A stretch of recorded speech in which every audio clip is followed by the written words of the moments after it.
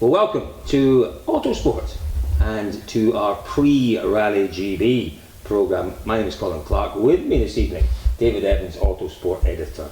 But no, he's not the editor. You're the Rally's editor. You promoted me then. I have. There we go. Give him a pair of eyes as well. But more importantly, we have with us this evening 4 times World Rally champion Sebastien Ogier. Seb, a very warm welcome to Wales. You've been here for what, 1 day? It's been an important day for you today, hasn't it? Yeah, already first day of testing. Where coming out of Spain, it's important to get back with a muddy feeling and lower grip condition. And of course, we all know we have an important target to reach this year in GB. Actually, the first time that I come to GB without the title in 4 years. It used to be sometimes the last event also, but this year it's even more important than the year before for me, because there is still championship going on, and of course we would like to secure it as soon as possible. Psychologically, does that play on your mind a little bit that you've arrived here in Britain and you don't have the championship? Do you feel quite different? I would say in the past I liked the fact that I arrived here more relaxed, that the championship was done, because I always had especially at the beginning of my career, some fear with this event, because it's a difficult one. It's always you have to face a hard weather, and you are never sure what you're going to face on this event, whether it's fog, bad visibility, heavy rain. So it's a tricky one, I think. I've learned it through the years, and I think I felt more and more comfortable coming here. But I'm happy that I didn't play my first title there, because I think it's a difficult place to do it. Do you think, in the position you're in now, which obviously is in this tremendous battle for this year's title, do you think you can find that feeling again that you've had when you've been here in the past? Can you almost ignore the fact that you're in a title fight and say, okay, I want the feeling I had here last year and the year before and the year before that? How can you do that? Can you reset your thinking for this one?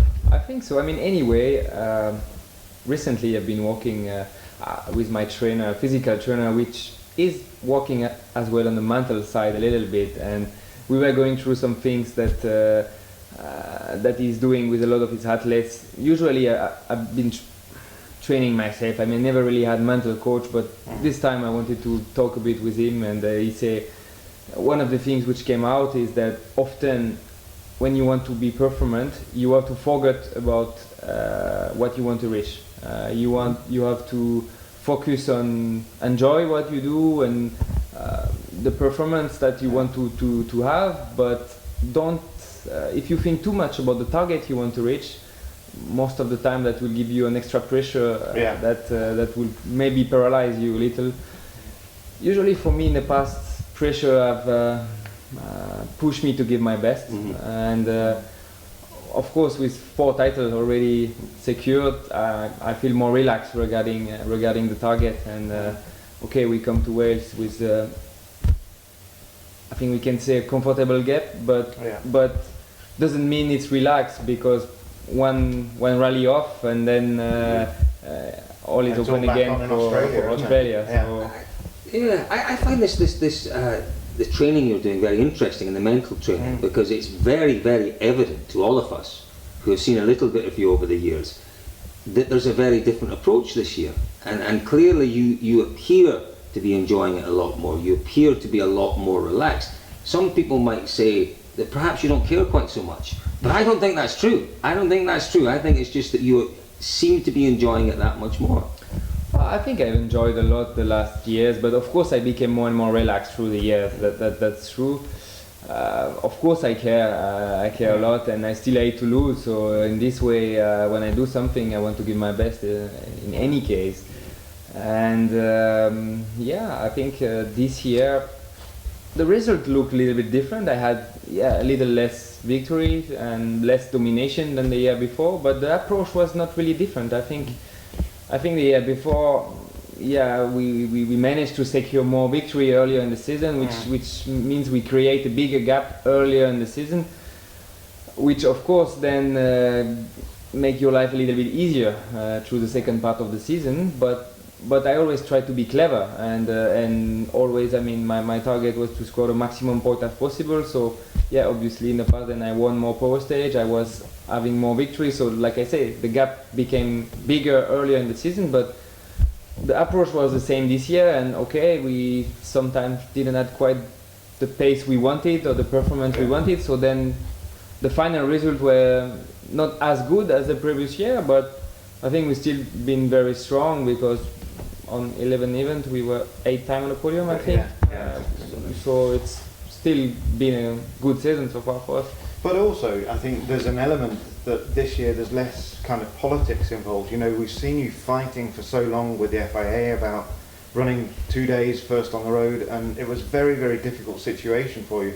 And maybe has that helped a little bit, that it's less pressure from that side? I would say it was really one of the key points that I will continue or not, because for me it was really frustrating. Yeah, it's no surprise. I mean, no secret to say it. The year before, when you know that you face such a strong disadvantage for most of the season, I always see that very unfair, and it was hard to live with it. This year, luckily, it came a bit better.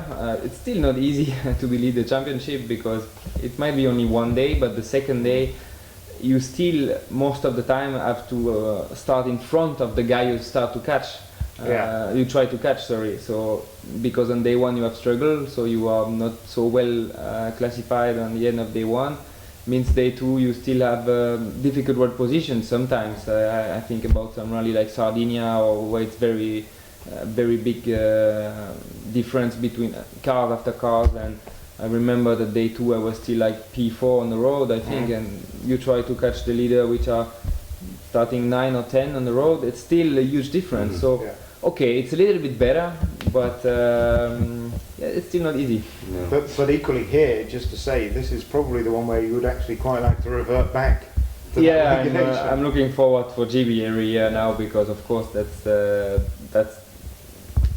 turning around. The advantage is this time normally for me, or at least most of the time I've done GB, it was good to start first on the road. So of course I see that a bit as a revenge coming here, and of course, I mean, it's still, you have to use it, because like we quickly say before, it's a difficult event where it can be tricky, and first on the road you're also the first one to see maybe a big water splash or a big tricky corner, and maybe the first one to get caught with it. So it's not super easy, but of course I'm looking forward to come here, and at least some events still during Ricky on gravel during the season. I see the condition of the road, and I have to fight really mentally to say, okay, to don't give up immediately, to say, it's going to be very difficult, but this time I come, I say, okay, that should be good for me, and I have to, of course, I still have to be at my best, but it's much more open for us normally for good results. So tell us about life within the M Sport camp, because really it couldn't be more different. You had the might of Volkswagen, and it was a fantastic experience for you, but you know, they were very German. It was all done, money thrown at everything, and everything done in a very German way, very disciplined way. M Sport have a different approach. It's a more laid-back, casual, family approach. Tell me about life at M Sport. Did it take you a little while to settle in there, or did you instantly find a home with Malcolm and Elaine? No, I mean, I think it's to deal daily with Malcolm and Elaine. It's very easy because immediately they did everything they could. I mean, I would say especially Malcolm, because he's the one I see the most compared to Elaine. But even if she's the boss, if she is the boss, and the best cook as well. Yeah, she makes lovely soup. If you try her soup, she makes beautiful everything soup. Amazing.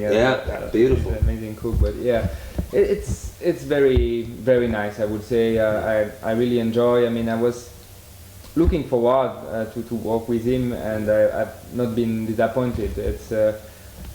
It's a very passionate guy who do everything he can for his team, and we fight really with heart. And I mean, I've been also working with people which were also passionate and fighting very hard. I mean, like Jost also in Volkswagen. I mean, he was also a very good team boss, I would say. But of course, you feel a little bit more, it's even more family, I would say, here. And I really enjoy being in the team this year. And of course, there is a little bit less obligation for me. And I have to say, I mean, after some years in the sport, that's kind of things you also enjoy. And especially, I mean, my life has changed a bit family-wise, where I'm daddy since now 16 months, and of course you're also happy to have more free time to enjoy your family. Doesn't have to speak to people like us too often. No, well, exactly. Yeah, that can never be a bad thing. It can't be, Colin. I'd get tired of talking to you. Well, it's been a long day. When you look at the championship this year, would you take more satisfaction if you were to win the championship? Because you've done it with less budget behind you, less resource. Does that give you a bit more, or would they all be the same? Definitely, if we would secure it, that would mean, I mean, a great performance. That's for sure, and that will definitely mean a lot for me to win this title. And I mean, in some way, it will, how you say, close the mouth a little bit to some people who say that we made it with in an easy condition. Even if, like I always say, I've always been very proud to achieve all that with Volkswagen, because we might add the budget we needed to make the things properly, but we also starting from scratch, from zero together, and I've been involved from the first kilometer of this car to make it as a winning car. And I mean, there is plenty of example in motorsport of team with a lot of budget who never really succeed. So I think still I was very, very proud from all this victory we made together. But of course, to make it now this way with the only private team in the championship, we still have some support and technical support from Ford, but still it's not the same way as a proper manufacturer team.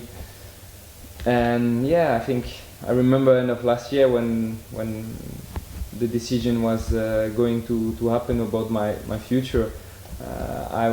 I remember reading some comment, or even some of my rivals were hoping that I go to M Sport, because they were thinking that in this way they would have a good chance to, they were pretty sure that I would not be able to defend my title. And of course, if we make it, that would make me proud for sure. What's been the biggest surprise for you this year? I mean, you'd look at, say, the pace. Everybody expected great pace from Citroen, and what's been a surprise for you through this new season? I think you talk about Citroen. I think we were all a bit surprised that they were not quite on the level we were expecting them,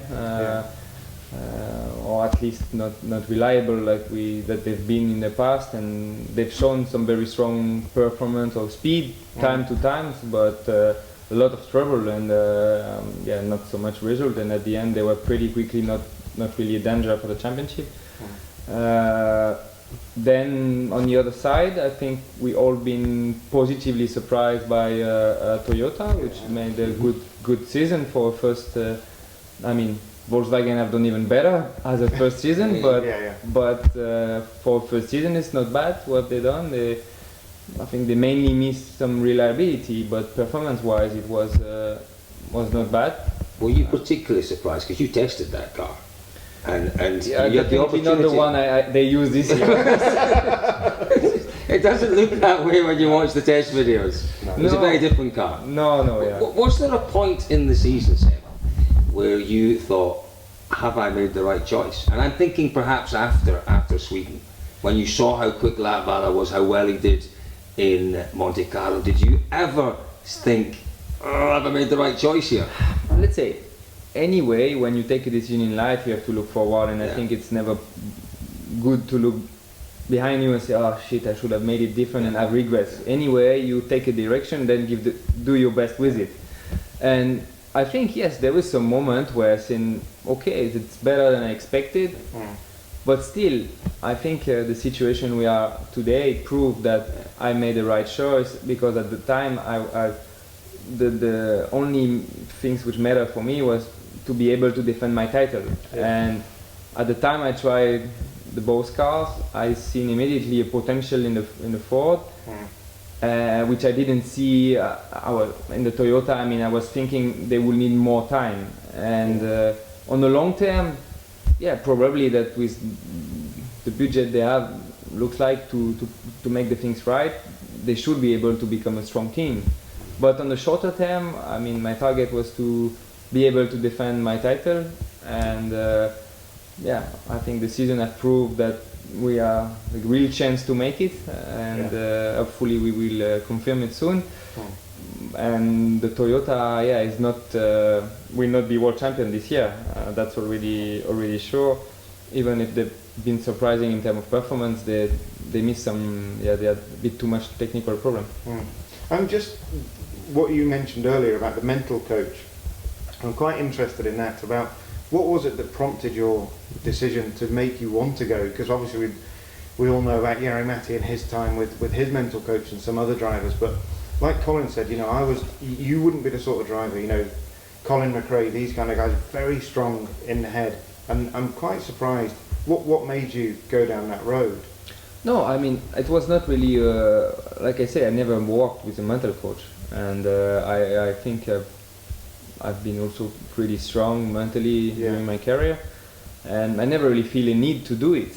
But mainly I've seen my trainer recently to walk about the physique and to walk about the physical side, I mean, and my reflex and my attention, my concentration, but was not really supposed to be mental. But then we still took some times because he just wanted to show me a bit what he does with some other athletes, other drivers. And that's why I give this example, but it was not really a wish for me to try to go on this way. I didn't feel, but still I believe that in life you have to be open with everything, and there is maybe always some small things to pick up there and there to help you to be even stronger. So I remember talking about this last year, and I remember one of the analogies we came up with, and it was kind of a situation where perhaps you might, we were putting ourselves into your brain, you might have seen the other drivers who talked a lot about their mental coaches, maybe that was an admission of a weakness on their part that you could exploit almost, that you could exploit to your gain. Yeah, I think somehow, I mean, we are all different in this world, and I think it might work for some people, and they might need it. And I think we've seen sometime with Jari Matti, I think was the one who talked the most about it. I think it really helped him at the time. I believe that there was a time where it really gave him a kick to be better mentally and more focused and forget maybe about his doubt, I don't know. But I had the feeling as well that then it reached a point where it didn't work anymore, and it's almost went the opposite effect. And I think it's not really working so much anymore nowadays with a mental coach, and he also I've learned from it with the time, and yeah, I mean, that's very personal anyway. You were teammates with Jari Matti for what, 4 years? How pleased are you to see Jari Matti having such a good season? Because he hasn't put a wheel wrong. He's had quite a number of technical failures, and had it not been for those, he might have been pushing you in the championship. But as a driver, as an ex-teammate of his, I'm sure as a friend of his, how pleased are you to see him being right there? I think of course we are all very pleased, because Jari Matti, I mean, we all know how nice is Jari, and definitely one of the nicest teammates I had, and it was nice to work with him. And of course there was some rivalry, and we were fighting each other, but it was always very friendly to work together. So no, I think it's nice to see that, and of course we all know Jari, he does it with so much passion that you want somehow, I mean, I like to see him, if I don't win, somehow I like, if Jari Matti is winning, then it's one of the guys I say, okay, if it's not me, it should be him, or I mean, not necessarily him, but I appreciate to see him having good results as well. Yeah, I personally, I thought it was amazing to watch the dynamic in the Volkswagen team, and the way that you just ruled the team, and the way, it's terrible to say now and to look back for Jari Matti that last maybe 6 months of last year, when he'd struggled so much to try and do what you were doing, and it was.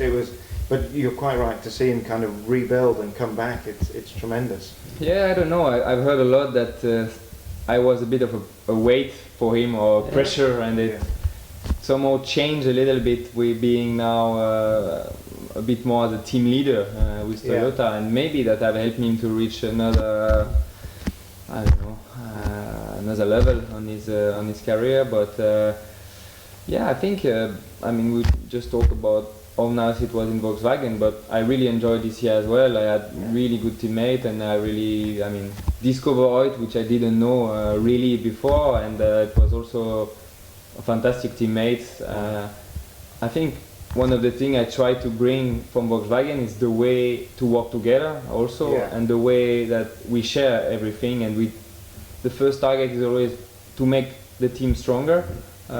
And then, of course, when you are leaving the service and when you are on your own in the car, of course, then we are a rival again and we want to beat each other. But we share, nothing is secret, and I think that's regarding setup and regarding the way we have to make the car better. So that's an important point for me. I think a lot of Tanak's improvement this year is down to the fact that you're in the team. I mean, because he's made steps forward over the last 3 years, Tanak, but he's taken leaps. Like this. He's taken leaps forward this year, and I'm absolutely certain that a lot of that is down to the fact that he has that opportunity to work with you and to learn from you. It's the same with Elvin as well. Elvin as well, I talked about Elvin as well. Yeah, I mean, somehow I'm sure it have given them kind of confidence to see me in the team and to also to see like very early in the season that they were not far in performance, and they were like also like able to show very good things, and especially Hoyt, and so I mean, it's nice for me to hear that if it's true. I cannot say that because maybe it's easier when you look it from outside, but definitely they have made a big step that we are sure what is the reason. I mean, maybe I'm a bit part of it, but clearly, I mean, Hoyt is second in the championship, so he's made a great season so far. But you also learned kind of the hard way, because when you first went to Citroen, it was a very difficult team environment, wasn't it, with Loeb, and it was hard to come in. And maybe you've learned to kind of, like you say, when you went to Volkswagen, you made that environment work for all of the drivers, and you've carried that forward to M Sport.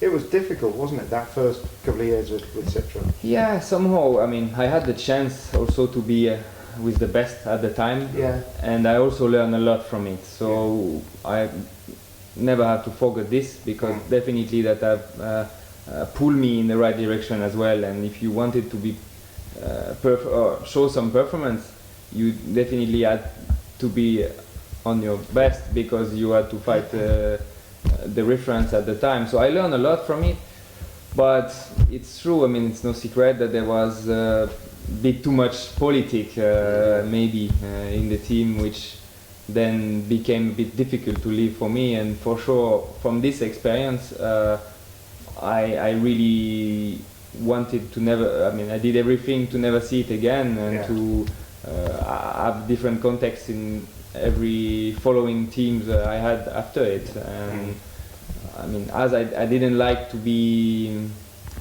second in the team, I promised to myself also that I will never I will never want to be in this position to be the number one, because I never want my mate to feel that, and also because for me it's important. I mean,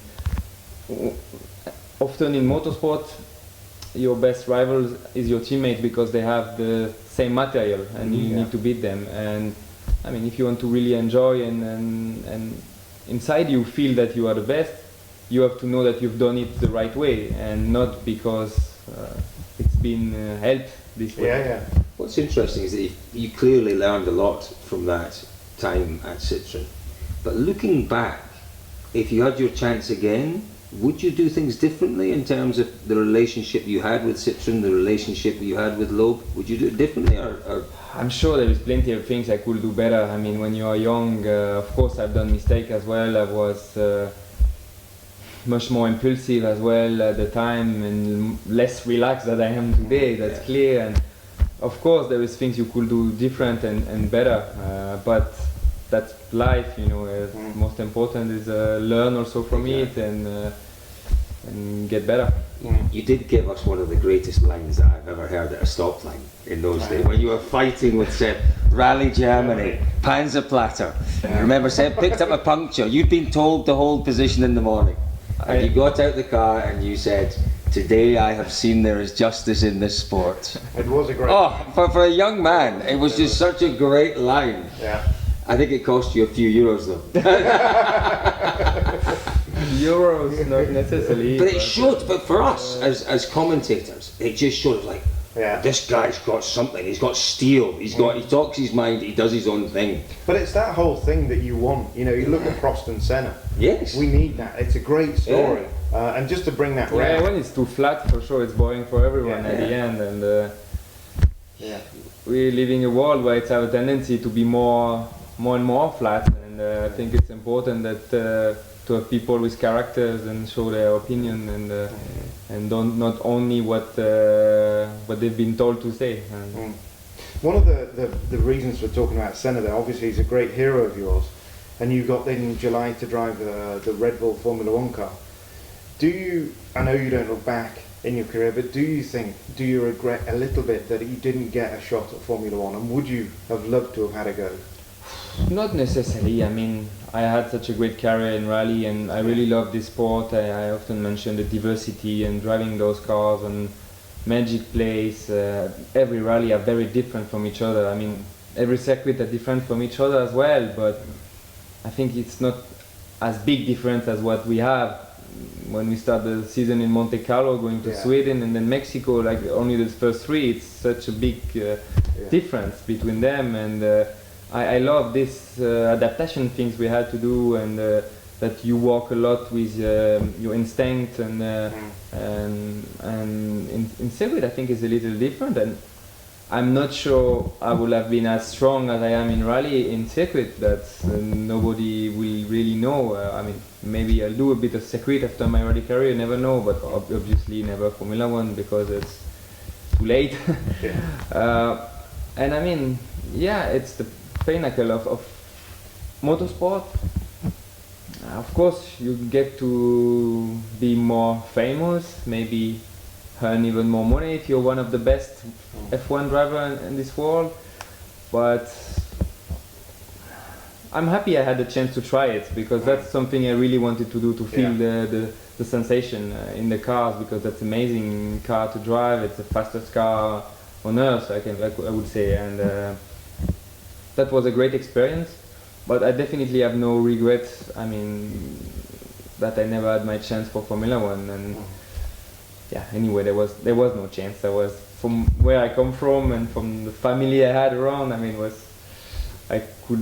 no one could have ever, financed my start early enough to reach Formula One. So I'm already very proud and happy that I made my way through rally, because it's not easy as well to reach the top of WRC. So no regret. But coming from GAF, there was only really one direction for you, wasn't there? Now it's the Monte Carlo, of course. That was skiing.